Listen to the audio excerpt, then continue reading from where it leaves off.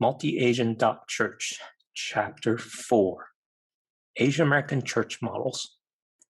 Whether Asian Americans brought their Christian faith with them as immigrants, or they became Christians while residing in the United States, the natural outcome is the formation of churches and worshiping communities. Over the years, Asian American churches have developed using a variety of models to navigate the different languages and cultures of multiple Asian American generations. As a part of this process, church leaders organize around the uniqueness of each generation. The first generation refers to people who are foreign-born, speaks the corresponding Asian language most fluently, while the second generation refers to those who are American-born with English as their primary language. Also note that several Asian ethnicities have coined their own terms to identify themselves. For Chinese Americans, the first generation is known as OBC, an acronym for Overseas Born Chinese. The second generation is known as ABC, which stands for American Born Chinese. And the acronym ARC means American Raised Chinese, someone who was foreign born and immigrated to the US under the age of 18. In the Korean American context, 1.0 refers to the first generation, 2.0 refers to the second generation, and 1.5 refers to someone who was foreign-born and immigrated under the age of 18. Japanese Americans may use the terms Issei, Nisei, and Sansei to refer to the first, second, and third generation. Biologically and mathematically speaking, the second generation are the children of the first generation immigrants. This implies that the strong Asian cultural values for social structure through the hierarchy of a parent-child relationship will greatly influence and be taken into consideration by pastors and church leaders working in Asian American churches. Christian leaders have observed and described the variety of Asian American church models in 3 different ways. Let me introduce them to you as general points of reference. Church models as relationships. First, Asian American church models may be described based on relationships. These are based on articles by Pastor Ken Carlson and Reverend Victor Lee, as they've observed how Chinese churches in North America often go through 3 stages. Number 1, paternal, father-son model. Asian churches typically start with a leadership structure that basically follows the Asian culture, with the first generation leaders running the church in the same way they run the family. As children are born and grow up, there's a natural progression for starting a nursery, a children's ministry, and later on a youth ministry. Since these children grow up in speaking English in America, ministry is provided in English. These ministries are typically viewed as a part of the church's Christian education program. This type of church would prioritize having a worship service exclusively in the corresponding Asian language. When English-speaking adults start coming to the church, either from outreach or from biology, the church temporarily accommodates this for a short time with a worship service that has both Asian and English languages through translation. Number 2, parallel model. As more English-speaking adults become part of the church, ministries will be led by English-speaking leaders. Gradually over time, this may include a separate English worship service, separate English fellowships, and other ministries that run in parallel with the Asian language ministries. These separate ministries allow each language group to have some autonomy to customize their ministries to be more effective. However, the church's leadership structure remains predominantly held by first-generation leaders who make decisions affecting the whole church. Number 3, partnership model. In this model, the church leadership structure and governing policy is changed to empower both language ministries as interdependent partners. Each language ministry would have its own board and council to oversee its ministries, with a joint formed for policies or issues that affect the whole church. Church models as residences. Second, Asian American church models may be described as types of residences with housing metaphors. I heard these described in a class lecture by Dr. Benjamin Shin, Talbot School of Theology at Biola University, in the Asian American Ministry track of the Doctor of Ministry program. These models will be fully detailed in Dr. Shin's book titled Tapestry of Grace, Untangling the Cultural Complexities in Asian American Life and Ministry, co-authored with Dr. Cheryl Takagi-Silzer. I will provide a general overview of these models. You'll notice that these models describe both specifically Asian American churches as well as non-Asian churches where Asian Americans attend. Number 1, room for rent model. This model describes a church started and led by first-generation Asian Americans. To accommodate their children, corresponding English ministries to children and youth would be started over time, typically in a room of the church, and thus the name for this model. Number 2, duplex model. This model has two congregations side by side, the Asian language congregation and the English language congregation. One church with two congregations is like a duplex house with two units under one roof, that is, under one leadership, which primarily or completely consists of first-generation Asian language church leaders. This model would evolve from the room for rent model to accommodate an English worship service. Number 3, triplex model. This model describes a Chinese American church that has three language congregations, Mandarin, Cantonese, and English. Three congregations, each with a worship service in their own language and dialect, live together under one church leadership. Number 4, townhouse model. This model describes two language congregations with two separate leaderships, but sharing one church facility, whether that's one building or one campus. You could call this two churches, one location. Separate leadership here means there are separate constitutions with decision-making autonomy and independent budgets. Yet these two organizations have agreed to do ministry together across multiple generations and cultures. Number 5, hotel model.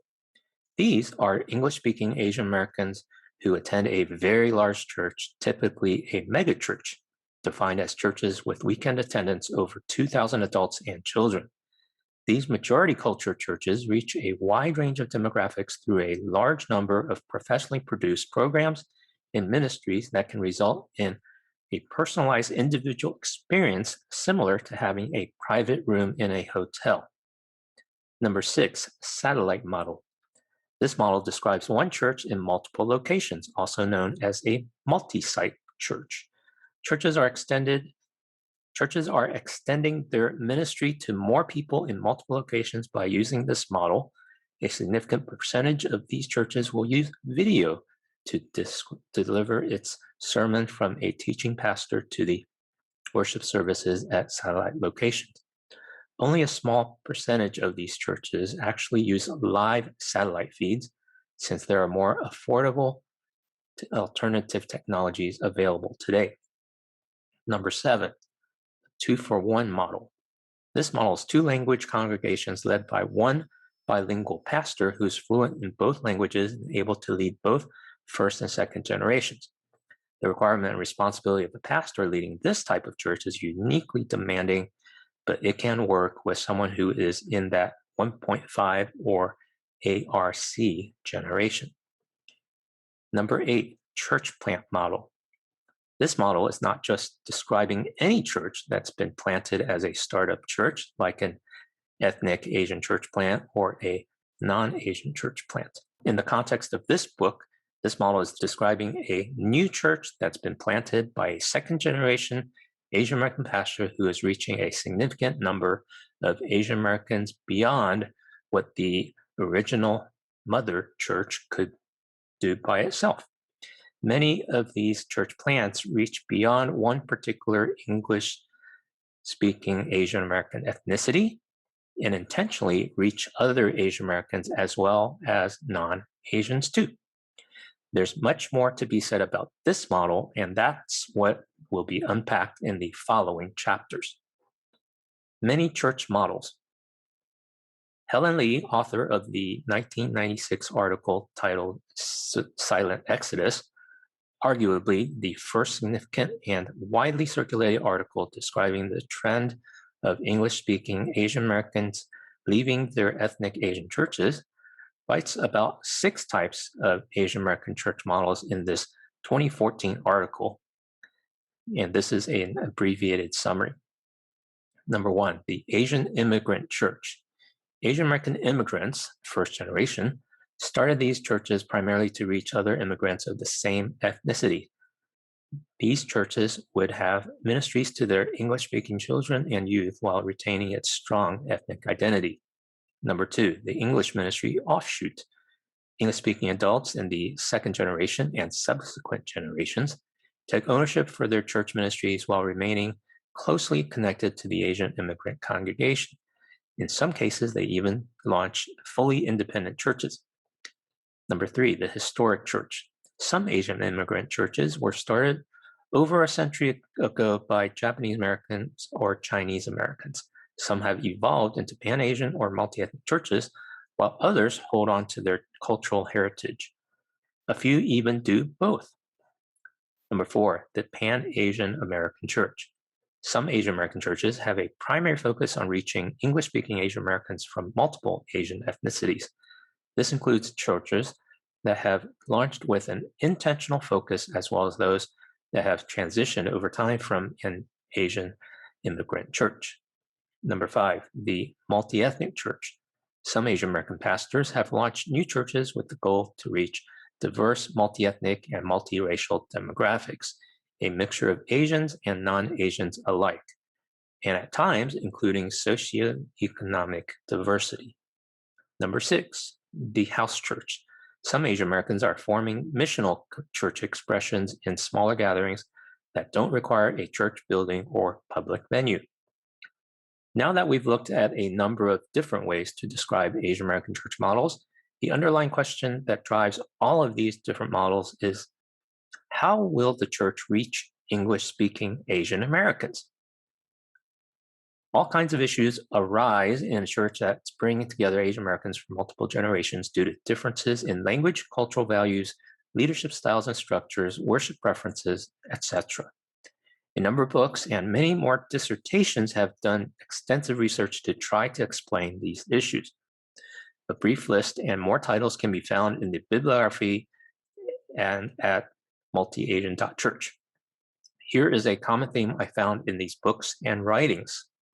There are too many layers of complexity and no easy answers. It should be noted, too, that these ministry challenges are not exclusive to Asian Americans. Other racial and ethnic groups are dealing with their own difficulties serving multi-generational congregations too. Choosing the right church model. When I talk with first-generation Asian church leaders, I'm frequently asked this question: what's the best model for an ethnic Asian church? Or what's the right model? My answer is usually that there isn't only one way to do ministry effectively. I believe the Bible gives us a lot of freedom for discerning how to organize and structure a church's leadership and ministries. Look at the many Christian denominations and sects. Some believe that a congregational form of church government is best, while others believe in a church polity such as Presbyterian, Episcopalian, Methodist, Lutheran, Baptist, and thousands of others. There is a wide variety in how churches may govern itself, but we all worship the same triune God, put our faith in the same Bible while upholding orthodoxy. Those of us that are called to be church leaders are entrusted with an important stewardship. Part of that role of leading is to discern and decide what is the best model to use for a particular context and time. And that's the hard work of leading a church, deciding on which model to use for effective ministry now, and discerning when it's time to change to a different church model. To quote something I've learned from Leadership Network, no model is perfect, some are useful. In other publications I've seen, authors often present church models with a list of pros and cons, advantages and disadvantages. What I think may be more helpful is for me to share some brief guidance on when each church model can be the most effective using Dr. Ben Shin's list of church models. Room for rent model is perhaps most practical for a normal-sized church of under 120 in attendance. Duplex model is useful for providing language-specific worship services separately in order to minister to each generation in its own first language for basic spiritual growth. Triplex model is useful for worship services and ministries for 3 languages. Townhouse model can be more effective for developing leadership in both languages and both generations in order to increase outreach and discipleship. Hotel models are great at providing high-quality ministries to a wider range of demographics. Satellite models are good for bringing highly efficient church ministries to multiple locations. 2-for-1 model can work if the pastor has the right profile and gift mix. Church plant model is extremely challenging but has a great potential at reaching non-Christians through evangelism, since outreach is essential for its survival. When to switch church models? The harder work of church leadership is discerning when it's time to change to a different church model. And it's wiser to discern beforehand when your church needs to change before it's too late. Your church doesn't have to wait until everything is falling apart before making changes. Exodus 18:13-26 tells the story of how Moses waited a little too long to make the change before being overworked. His father-in-law eventually advised him to delegate the work to others. The next day, Moses sat to judge the people, and the people stood around Moses from morning till evening. When Moses' father-in-law saw all that he was doing for the people, he said, "What is this that you are doing for the people? Why do you sit alone and all the people stand around you from morning till evening?" And Moses said to his father-in-law, "Because the people come to me to inquire of God. When they have a dispute, they come to me, and I decide between one person and another, and I make them know the statutes of God and his laws." Moses' father-in-law said to him, "What you're doing is not good. You and the people with you will certainly wear yourselves out, for the thing is too heavy for you. You are not able to do it alone. Now obey my voice. I will give you advice, and God be with you. You shall represent the people before God and bring their cases to God, and you shall warn them about the statutes and the laws and make them know the way in which they must walk and what they must do. Moreover, look for able men from all the people, men who fear God, who are trustworthy and hate a bribe, and place such men over people as chiefs of thousands, of hundreds, of fifties, and of tens, and let them judge the people all the time. Every great matter they shall bring to you, but any small matter they shall decide themselves. So it will be easier for you, and they will bear the burden with you. If you do this, God will direct you. You will be able to endure, and all this people will go to their place in peace. So Moses listened to the voice of his father-in-law and did all that he had said. Moses chose able men out of all Israel and made them heads over the people, chiefs of thousands, of hundreds, of fifties, and of tens. And they judged the people at all times. Any hard cases they brought to Moses, but any small matters they decided themselves. It was a good thing that Moses took his father-in-law's advice and appointed others to share the work of governing people. In other words, Moses restructured his organization. Similarly, there's a time when churches need to switch to a new church model. There are stages in the life of a church when restructuring and reorganizing. There are stages in the life of a church when restructuring and reorganizing the model of ministry is necessary. In an Asian American context, this has particular challenges. One challenge comes from Asian cultures having longer histories of many centuries in comparison to the United States, 200 plus years of history. Consequently, Asians tend to change more slowly than Americans, and older people change slower than younger people. There is also an Asian cultural value for traditions and memories, in contrast to American culture's value for innovation and novelty. To be fair, most people don't like change. Both Asian Americans and other Americans have resistance to change. Change is stressful because it introduces the fear of uncertainty and triggers anxiety about the unknown.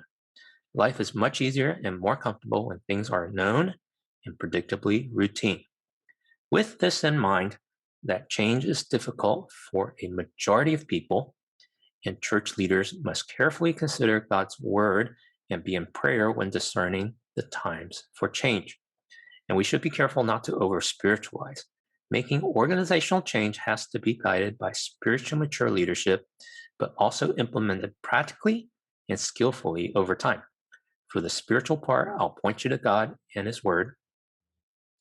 To summarize, let me reiterate how challenging and complicated organizational changes can be.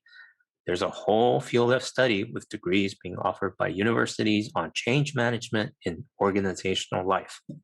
This is not to say that you have to have a degree in organizational management to be effective in leading church change in your church, but you will have to prepare your church's leadership when taking on these challenges. And it may be valuable to get help from denominational resources or church consulting groups. Three resources I'd suggest as starting points for your church leadership to learn more about the process of guiding your congregation through change are: Before You Lead Your Church Through Change by Pastor Rick Warren, 8-step biblical process for leading change based on Acts 15, Leading Change Without Losing It by Carey Nieuwhof.